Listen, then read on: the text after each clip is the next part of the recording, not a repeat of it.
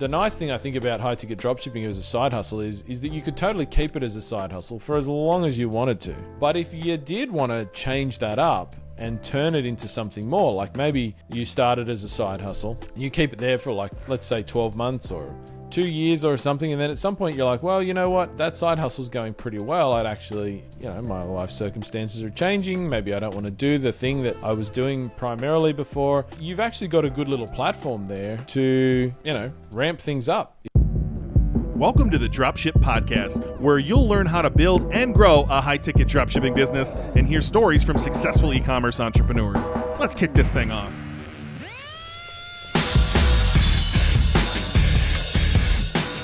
Hey, welcome to the Dropship Podcast. And today we're going to answer the question, is dropshipping a good side hustle? And I got to say, I actually think this is one of the best side hustles that you could have. It is very passive, if you want it to be.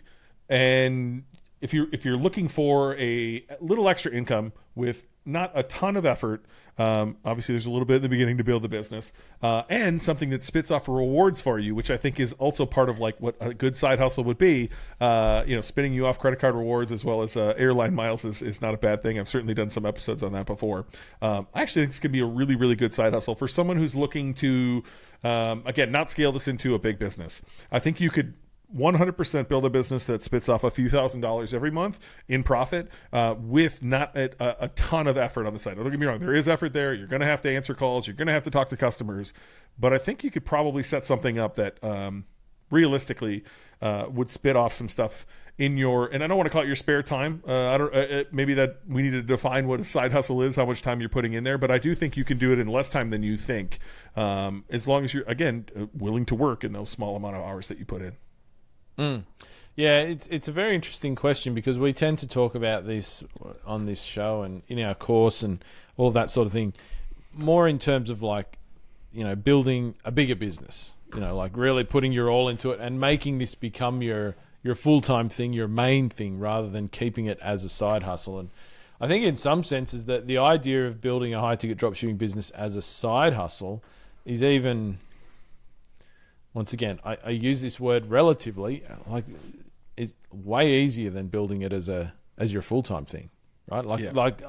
To me, in my mind, when I think about it, the path to getting it going and just keeping it as a side hustle that maybe, like you say, like an extra $1,000 or something income a month or something like that. I mean, that's like so achievable. And the nice thing about high-ticket dropshipping is, I mean, this is literally made for that, because rather than dropshipping as a broad category, even because of the small volume of orders that we process to make money comparatively, right? Compared to other e-commerce businesses, which could also be a side hustle.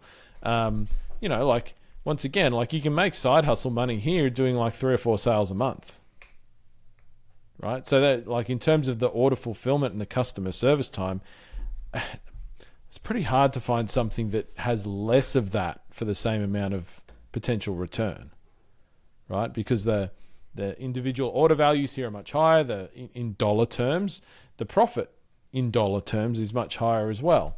And so you don't need to do as many sales. So, I mean, if you're there saying like, oh, I need to make an extra, I just want to make an extra $1,000 or $2,000 a month, and keep working my full-time job, and that's all I want out of it. I don't have plans to build it into like some massive thing, at least not to begin with. If you thought about the business from that perspective, I think I would probably approach things like niche selection a little bit differently than what we traditionally do. Like, I think you could probably, in some ways, focus in on products that might be, have less maintenance, if you like, associated with them, like are simpler to sell, or are just simpler products, which maybe would be harder to scale to higher numbers. But once again, if it's just like you just have to sell a smaller number of them and that's as far as you want to go, they'd be good for that. Like I'd probably think about various things here a little bit differently, but I mean, if all you're going to do, like to do side hustle money, you don't need to do any of the SEO stuff. I mean, it would be good if you did that, right? But you don't need to. I mean, you can get to side hustle money just off running Google shopping ads. And that's all you ever do from a traffic perspective, I actually have a perfect case study of this, John. It's pretty easy. I have a business. Say. We do.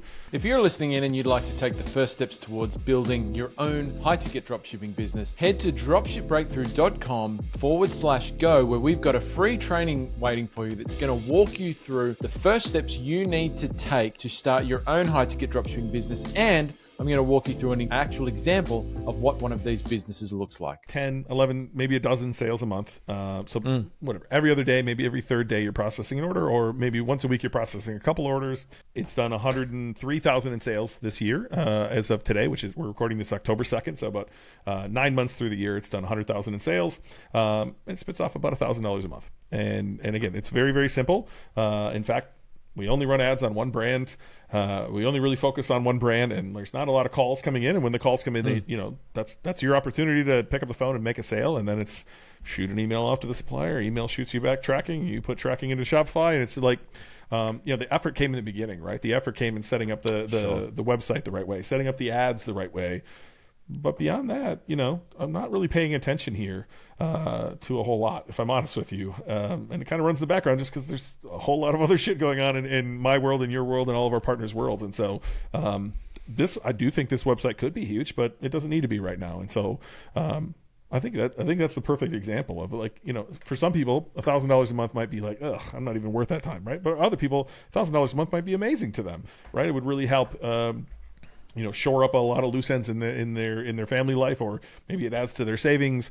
There's some wild stat in America of like, I want to say it's like 65 or 70% of people don't have $400 for like, an emergency, which is wild. Like, this would be amazing to have if you're one of those people in that large group of people who don't have that, that kind of buffer around you, right? And so like, I definitely think it's possible. I literally have proof of it here. And so like, I like your point though, of like only ads. Like, me, I'm an SEO guy, so there's a lot of SEO on this site. But I think you could do it with just ads. And honestly, it almost feels like something we should do as like a test. I would pick really high dollar items though. Like, I think I would pick something like this one's almost into no man's land, where it's like a little lower priced, great margins, but it's lower priced. Whereas like if you had $5,000, $6,000, $7,000, $8,000 items, and that's all you put on your site, and maybe you only have 30 products in a category, that's probably where I'd stop and just like, can I move some of these products? And to your point, sell one a week. You're probably in really good shape by the end of the month, just making 3-4 sales. Yeah. No, you're right. I think I'd probably do the same. I'd certainly be aiming, if possible, for multiple thousands as a product price, like 2, 3, 4, 5. Anywhere in there, I think would be good for this sort of particular aim of the side hustle. The other reason I think I like this as a side hustle as well is that there's a lot of side hustles you can do out there that are good as a side hustle, but you can't really scale them up if you want to, right? Like, because they involve your time, like you're giving up your time in return for the money. The nice thing I think about high ticket dropshipping as a side hustle is that you could totally keep it as a side hustle for as long as you wanted to, I think. But if you did want to change that up and turn it into something more, like maybe you started as a side hustle, you keep it there for like, let's say 12 months or 2 years or something, and then at some point you're like, well, you know what? That side hustle's going pretty well. I'd actually, my life circumstances are changing. Maybe I don't want to do the thing that I was doing primarily before. You've actually got a good little platform there to ramp things up, if you like, and you can scale a dropshipping side hustle up into something bigger that becomes your main source of income and beyond. Whereas, if you're like, I don't know, for want of a better example, like mowing people's lawns as a side hustle, the thought of scaling that up into your main deal, I mean, that's not a particularly attractive thought. Do you know what I mean? And like, you can only scale that up as far as your time allows. Past that, you've got to start hiring employees, and you've got to set up that sort of staff-driven business. Whereas for a dropshipping, once again, you can exceed your own income without giving up all of your time, because of the nature of e-commerce. So, that's another attractive element, I think, to considering high-ticket dropshipping as a side hustle. Is that I'm over here in ChatGPT already asking questions, trying to narrow this down. So I don't like all of their ideas, but there are some decent ideas in here. There are, I'll shout out Rob here. Rob, you got a really great idea, buddy. ChatGPT has come up with all of those same ideas. So I think some of those are good, but there are horse-drawn carriages. I would have never thought of that idea. That's a great idea. Livestock handling equipment. Like, I don't know what these are, like the cattle crushers, like chutes or livestock gates. Again, probably a good idea. I would have never known without actually diving into some of this stuff. A ton of stuff for you, Rob. That's all I'm saying. A lot of stuff for you, Rob. I'll leave all those for people to wonder on the podcast. But there is a lot of stuff on here that is very, very interesting. I would encourage you to play around. I know when I started, I remember thinking, there's not even products out there that are $5,000 to $10,000 that people buy online. That was quickly proven wrong throughout the business I've been part of, watching people buy stuff on their phone for $8,000 at 11 p.m. So I know they're laying in bed. Like, that blew my mind. And so, if you can just open your mind to start saying, hey, what is out there that is in this high price point, you're going to start seeing those. And then if you can factor that into what we try to do here at Dropship Breakthru, I really think this could be an awesome side hustle for a lot of people. Yeah, absolutely. I mean, if you're looking for a side hustle and I kind of wish, I had thought of it that way probably about 10 years before I started wanting to do it full time as well. I think that would have been kind of cool, because I think coming at it from the as a way to kind of get your get a feel for business and get yourself into that game and work out what you think of it and what your life could look like if you were doing it full time.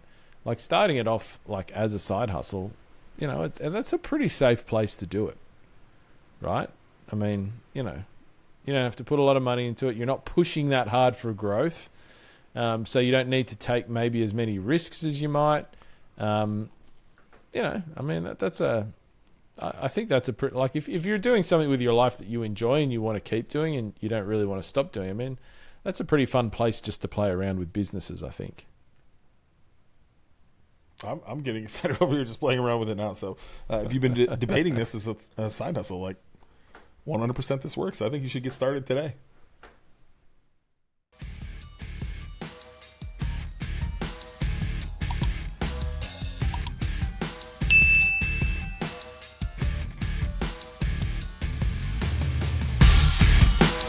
Thanks for listening to the Dropship Podcast. You can find all the show notes for this episode at dropshippodcast.com. And if you're ready to take the next step in your dropshipping journey, we invite you to join us inside Dropship Breakthru, where John and I will walk you through step by step in starting your own high-ticket dropshipping e-commerce business. But that's not all. Dropship Breakthru will also teach you everything you'll need to know to grow your business and take it to the next level. So head over to dropshipbreakthru.com and sign up for our free training that will help you take the first steps towards building and growing your own profitable high-ticket dropshipping business.